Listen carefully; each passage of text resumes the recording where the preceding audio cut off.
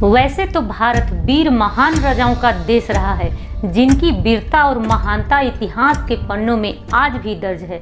भारत वीरों की भूमि है, लेकिन कभी कभी कुछ मामले ऐसे हो जाते हैं जिन्हें हम अपवाद कहने लगते हैं। ऐसे ही एक महाप्रतापी राजा हुए हैं जो मौर्य साम्राज्य का पतन का कारण बना। उसका कहना था, जिस माथे पर तिलक न दिखे वह सिर धड़ से अलग कर दिया जाए, वैदिक धर्म को पुनः स्थापित किया जाए। मौत का दूसरा नाम पुष्यमित्र शुंग। आपको बता दें कि शुंग वंश की शुरुआत पुष्यमित्र शुंग से ही होती है।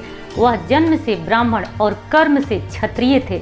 आइए विस्तार से जानते हैं कि आखिर क्यों पुष्यमित्र शुंग को मौर्य साम्राज्य का खात्मा करना पड़ा। तो दोस्तों, कहानी की शुरुआत करने से पहले अगर आप इस चैनल पर नए हैं तो नीचे रेड वाले सब्सक्राइब बटन पर क्लिक करके ऐसे ही नई नई जानकारियाँ देख सकते हैं। और जो पहले से ही मेरे दोस्त हैं उन्हें पता ही होगा कि क्या करना है, लाइक, कमेंट और शेयर। तो चलिए बिना स्किप किए कहानी को शुरू करते हैं। जब भारत देश में चंद्रगुप्त मौर्य का शासनकाल था तब ये कहानी आरंभ होती है। जैसा कि आपको मालूम ही होगा कि चंद्रगुप्त मौर्य के गुरु स्वयं आचार्य चाणक्य थे। आचार्य ने हमेशा ही राष्ट्रवाद को आगे ले जाने का मार्ग सबके लिए प्रशस्त किया। लेकिन जब आचार्य चाणक्य की मृत्यु हुई तो चंद्रगुप्त मौर्य ने जैन धर्म अपना लिया और उसके प्रचार प्रसार को बढ़ावा दिया। वक्त के साथ जब चंद्रगुप्त का शासन खत्म हुआ तो बागडोर उसके पुत्र बिंदुसार को मिली। बिंदुसार आजीवक संप्रदाय से दीक्षित हुआ, जिसका परिणाम यह हुआ कि वह वेद विरोधी बन गया और अपनी इसी सोच को आगे बढ़ाने लगा। बिंदुसार के बाद जब उसका पुत्र अशोक सत्ता का उत्तराधिकारी बना तो उसने अपने आरंभिक काल में भरपूर हिंसा की। अपनी सीमाओं के विस्तार की जिद में उसने पूरे कालिंग को तबाह किया। इसके बाद कहते हैं उसका मन अचानक परिवर्तित हुआ और उसने बौद्ध धर्म की शरण ली। जब अशोक ने बौद्ध धर्म अपनाया तो सबसे पहले ही उसका साम्राज्य म्यांमार से लेकर ईरान और कश्मीर से लेकर तमिलनाडु तक स्थापित था। लेकिन कालीन युद्ध के बाद उसकी सीमा विस्तार की जिद जैसे खत्म हो गई थी। उसके बाद उसने जो भी किया वह बौद्ध धर्म के प्रचार और प्रसार और विस्तार हेतु किया। जब अशोक ने बौद्ध धर्म की शरण ली तो उनका साम्राज्य हिंसा से दूर हो गया, जिसका फायदा आसपास के छोटे मोटे राज्यों ने उठाया। उन्होंने खुद को स्वतंत्र बनाने की कोशिशें शुरू कर दी। अशोक के मौत और फिर उसके बाद बृहद्रथ, जो मौर्य साम्राज्य के अंतिम शासक हुए, तक आते आते मौर्य साम्राज्य बहुत ही कमजोर हो गया। यह वह समय था जब पूरा मगध बौद्ध धर्म अपना चुका था। ये वही धरती थी जिस धरती ने सिकंदर और सेलुकस जैसे योद्धाओं को पराजित किया, लेकिन वह अब अपनी वीर वृत्ति खो चुकी थी।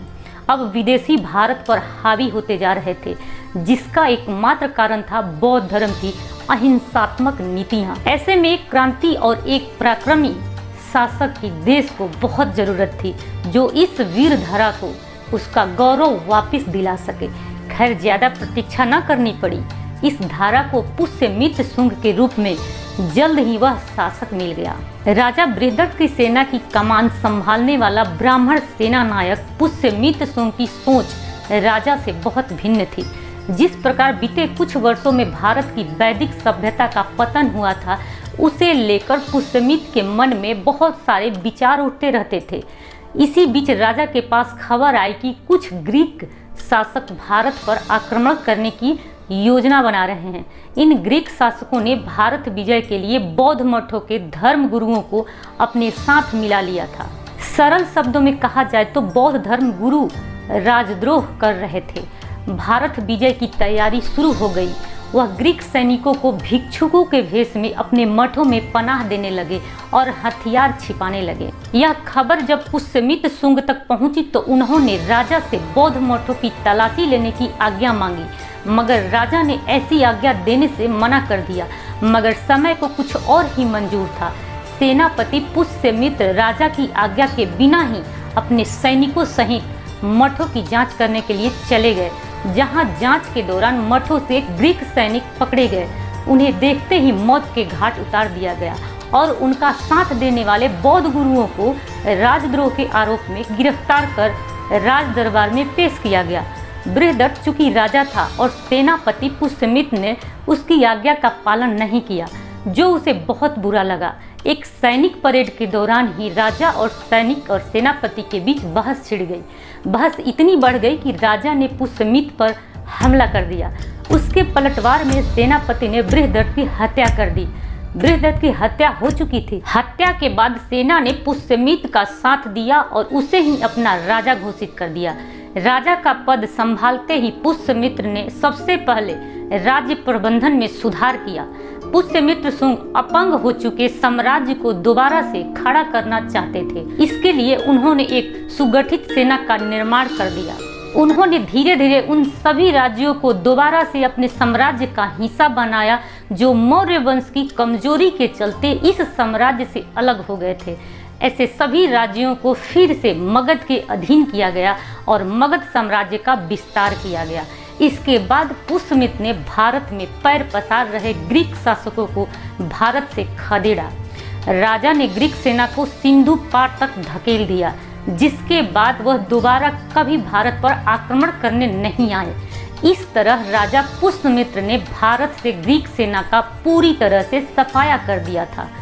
शत्रुओं से विजय के पश्चात पुष्यमित्र शुंग ने भारत में शुंग वंश की शुरुआत की, जिससे भारत में एक बार फिर से वैदिक सभ्यता का विस्तार हुआ। जिन लोगों ने पुष्यमित्र के शासन से पहले भय से बौद्ध धर्म स्वीकार किया था, वह वापिस बौद्ध धर्म की तरफ लौट आए। हालांकि इतिहास के कई जानकारों का ऐसा मानना है कि पुष्यमित्र ने बौद्धों पर अत्याचार किया, लेकिन कई लोगों का ऐसा भी कहना है कि बौद्ध लोगों ने ग्रीक शासकों को मदद से राजद्रोह किया था, जिसके चलते पुष्यमित्र ने ऐसे देशद्रोही क्रूर बौद्ध धर्म के अनुयायियों को सजा दी थी।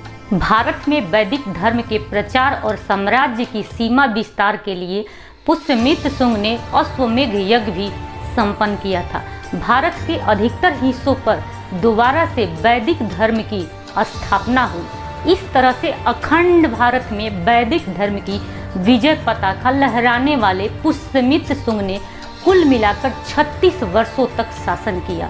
दोस्तों, कहानी अच्छी लगी हो तो इस वीडियो को फेसबुक, ट्विटर, व्हाट्सएप आदि पर अपने दोस्तों को शेयर करें। इस कहानी के बारे में कमेंट करके आप अपनी विचार हमें व्यक्त कर सकते हैं। तो ऐसे ही जानकारी के लिए जुड़े रहें हमारे साथ, और यदि आप इस चैनल पर नए हैं तो सब्सक्राइब जरूर कर लें। आप मेरे इंस्टाग्राम और फेसबुक पर भी जुड़ें, उसका लिंक डिस्क्रिप्शन में ऐड है। तो मिलते हैं अगले वीडियो में, तब तक आप खुश रहिए, मुस्कुराइए। जय हिंद।